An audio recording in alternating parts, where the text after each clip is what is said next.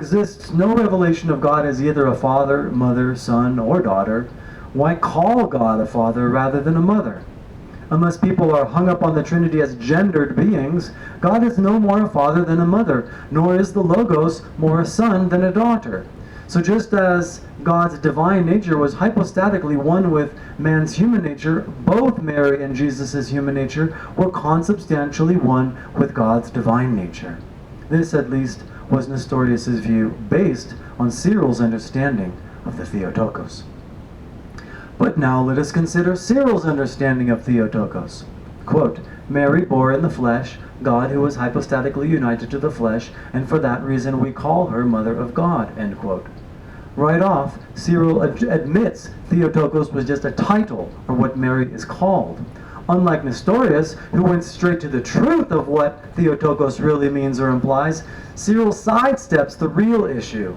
His monophysitic reasoning is this: because Mary bore in the flesh God, and God was united hypostatically with the flesh, this makes her Mother of God. His view raises two important questions. Whose flesh was God united to? Mary's flesh, or only Jesus' flesh? And number two, was it the Father or the Logos that was hypostatically united to the flesh? Remember, Cyril's view of human nature was only flesh. Number one, Cyril's view that human nature, flesh, is hypostatically one in essence with the divine nature is his monophysitic understanding of Christ. That human nature is united to God's divine essence, however, does not make the two one essence.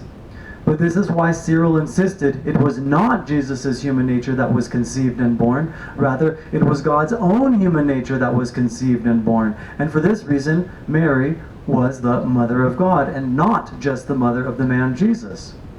Since the two natures of the hypostatic union could not be separated, and Christ's divine nature was God, then Christ was of one divine nature. Continually dividing up Christ as God and or man was anathema to him. That the essence of God was united to the essence of man, his understanding of hypostatic union, was absolutely correct. Only keep in mind, for Cyril, hypostasis was solely a reference to nature, or essence. It was not a reference to prosopon or person.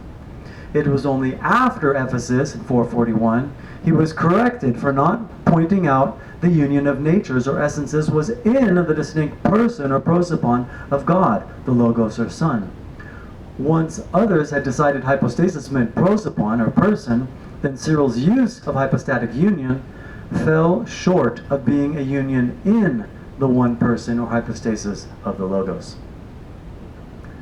And it's funny, boys and girls, she says of herself, I am not a theologian. As to whether or not Cyril honestly changed his mind in this matter, or subsequent authors did it for him, is a moot question. The use of prosopon or person, however, did not solve the problem of monophysitism anyway.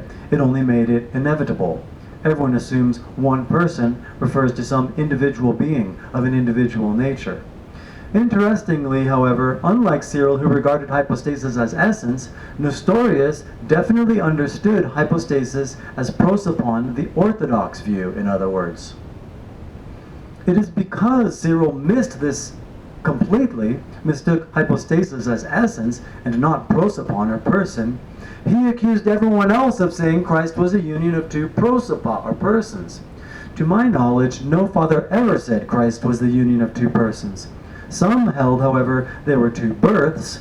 First, a divine nature from the Father, and then the human nature from Mary. Number two.